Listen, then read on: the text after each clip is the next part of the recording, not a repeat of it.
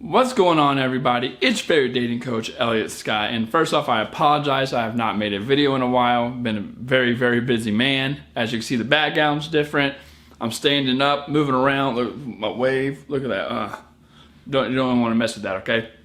But I'm jumping on this because one, I want to make more videos. I know I said that. Someone called me out on Snapchat saying that I said that like 3 or 4 times, that I want to make more videos, so I'm going to keep consistent with it. I know I say that, but something always comes up. But this was a very important video I had to make because it's something no one talks about. It's something I heavily base my teachings, my wisdom, or whatever you want to call it off of. Yeah, I rarely talk about it. I'm probably going to make a guide on it so you guys can get more clarity. But it's context and the importance of context and how, and this is a whole new kind of meta level of dating. And if you get this down, I guarantee you'll probably raise your chances of getting men by tenfold, right? Just dramatically, unbelievable amounts of men probably coming in your life or staying in your life, at least if you get these kind of things right.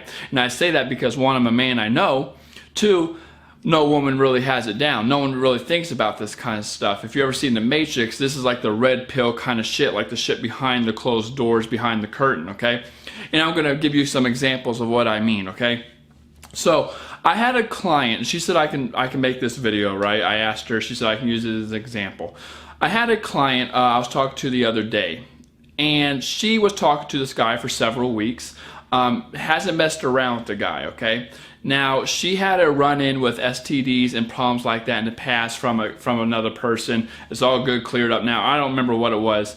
But she was on, we're on the phone, and she was telling me that she was messing around with this guy and stuff that she really liked. They've been talking for several weeks again, and she could tell that he wanted to mess around. So, while they're messing around, they're kissing, they're on top of each other, I think she said, making out. She brought up, hey, I know you want to mess around, basically, but I want you to get checked. I'll get checked if you get checked, kind of thing. And at the time, the guy was like, okay, that's really cool. We'll do that, sure. But of course, he never did it, and he started pulling away. Now, she came to me wondering, was it the STD talk that kind of pushed the guy away? And for that answer, which I'm going to tell you guys what I told her, it's kind of a yes and a no, right?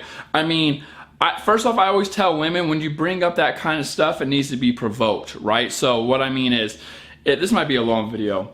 So let's say me and you are going on a date.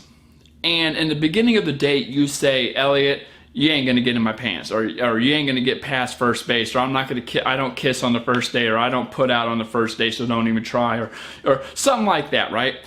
That totally kills the mood. I don't even want to go on the date with you anymore. That doesn't mean I was trying to get in your pants. It's just a mood killer, right? Because the whole thing between the two sexes is the chemistry, is the sexual tension, the flirting, the push and pull, the polar opposites. The game, the flirting, that kind of stuff. But if I'm flirting with you and I feel like it's not genuine because you're like, oh, I'm not even gonna kiss you on the first day. It's like, I don't want to flirt with you, right? You killed the mood before it even happened. There's no need for me to put any time, effort, investment into it because I know it's not going anywhere. Again, not that my goal was to get in your pants, but you get what I'm saying? It just kills the vibe, okay? I always tell women, you want to say it when it's provoked. So if you and I are after the date, we go back to your place, we're making out, and I rub my hand up your shirt and you're not ready for that, then you could say something to me. Now, the reason it will work when you say something to me there is, one, it's provoked, it's not out of nowhere, it's logical for you to say it if you're not ready for it. Duh, the guy should understand that. Number two, if this is the timeline of the date, we already built up all that chemistry, that rapport, that flirting, that fun shit, just getting to know each other. Again, the flirtation, the sexual tension, sex appeal, sexual chemistry, all that was built up. And then it's like basically where you put the roadblock, right? If you're looking to get some ice cream and ice cream's right here, and you put the roadblock right here, you ain't getting no ice cream, right? But if the ice cream's here and then the roadblock is on the other side of the ice cream store, you can still get some ice cream. You get what I'm saying? I want my ice cream, okay? You probably want your ice cream. your ice cream. Sorry, horrible analogy. But you get what I'm saying? If you say it early, you kill the mood. There's no reason for a guy to try to flirt with you going. It just, again, even if his goal and intention wasn't to, get in your pants, it's still just, it just kills the vibe. It's like, why? It's like, great, like, why even do it? Like, I don't want to do it anymore, okay? So that's why I always tell women, say it when it's provoked. Now, of course, she kind of did that correctly. I still say at the wrong time. She did it at the climax when they're messing around, making out and stuff like that. Then she said it. It's just blue balls from this point on to the guy. But at least she did it early on instead of, in the beginning. I think if she did it in the beginning, then she wouldn't have got anywhere with the guy. But here's the thing with context, right? Going back to the subject of context.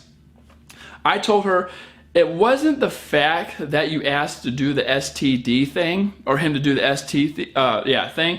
It was two factors beyond that. One is what it stood for, and two, it was asking someone to jump through hoops who wasn't fully invested in you yet. Now, from a logical, responsible, respectable perception or perspective, she was right? When someone says, hey, I don't want to do this unless you get checked, she has the total right. That's like a girl saying no, like, I don't want to do anything with you. The guy needs to respect that. This is the same thing. From a logical, respectable, responsible perspective, she did it right. If she says, I want to get checked, I don't feel safe with doing it otherwise, then guess what, bro? You got to get checked or you're not going to get it. Simple as that. I give her, you can't argue that. However, here's the thing. Like I said, it comes down to jumping through hoops. If a guy really likes you, I told her, if a guy really likes you, he'd probably do it, right? If a guy doesn't like you and he's just in it to hit it or quit it, or again, he's not fully invested, then why would he jump through those hoops? It's too much hassle. Guys like convenience. That's not convenience, which I told her right then and there pretty much sums up what the guy was actually going for. But then I kind of branched off and I said, it wasn't even the STD thing. It was probably more what it stood for. Because when you're asking someone that kind of stuff, I feel like that throws on more of the serious. Again, there's nothing wrong with her saying it. I'm for her for saying that, right? But when she does say something like that, it gives off that serious vibe, that serious atmosphere. Because usually when you say something like that, it means you're not casually dating around. You're trying to get serious with this one person and check and see, stuff like, and I guarantee this, from what it sounded like, this guy wasn't really looking for a relationship. He was more, just have fun, see what happens kind of guy. And that's why when she said that kind of stuff, I guarantee the guy was thinking, well, maybe he wasn't thinking this, but subconsciously, a lot of guys think these kind of things. It's basically, if I like you, this is awesome stuff, but if I keep on complying with you, then it's telling you that everything's okay when it's not. And so the only way to diffuse it is for me to back away, right? Because if you and I are talking and it's starting to get that serious vibe and starting to get that serious feel, and then you, again, especially on your part, right? I'm starting to feel like, oh, she's really digging me.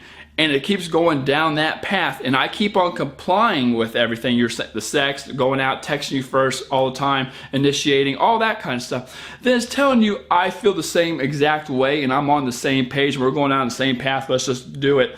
When that might not be the case, and so guys usually pull away. And the reason guys, of course, pull away instead of saying something is because, one, we know what happens when we say something. The girl flips, the girl freaks out. It's not as smooth as you think it's going to be when we say something, right? A lot of women are like, why didn't you just tell me? I'm okay with that. No, you're not. Trust me. I've been on both sides of it. It has never been okay. It actually just happened to me recently, not too long ago. But that's another story. So what I'm trying to say is context is very, very important. It's not actually what she said, the STD thing. It's actually what it stood for. Another great example, I use this example all the time because I think it's the best example because we all relate to it, is texting.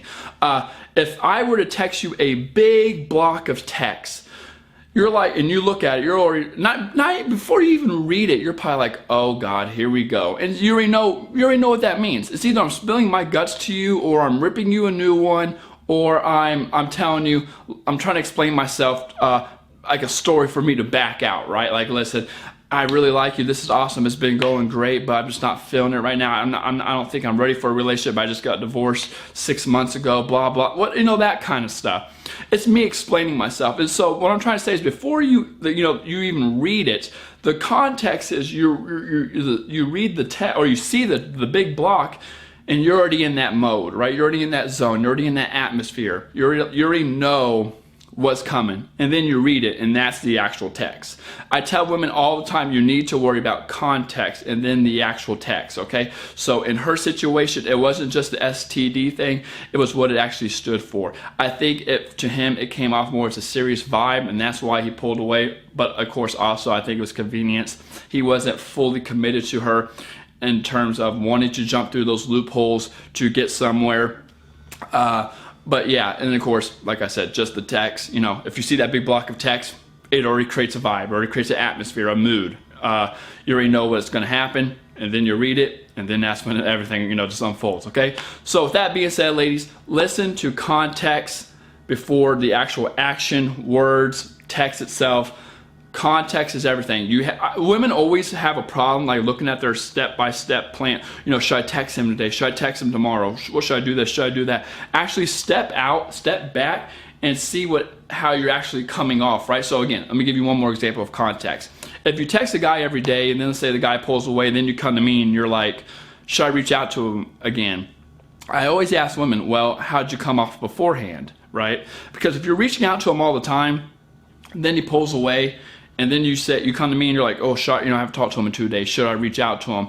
I'll say no, because you're already coming off needy. That's the context. However, if beforehand you weren't really much of a texter, texting him every day, hearing from here and there, and then you pulled away for about a week, and then you come to me and you ask me what to do, I'll say probably text him, right? Because the context is you're not clingy, you're not needy. There's no reason for him to think so if you reached out sporadically throughout your time with him, and then you haven't talked to him in the last week. Again, context is everything, okay? So with that being said, ladies, I love you. Take care. If you haven't, please get my value guide below and subscribe. I'll love you forever. Again, love you, love you, love you. Take care and peace.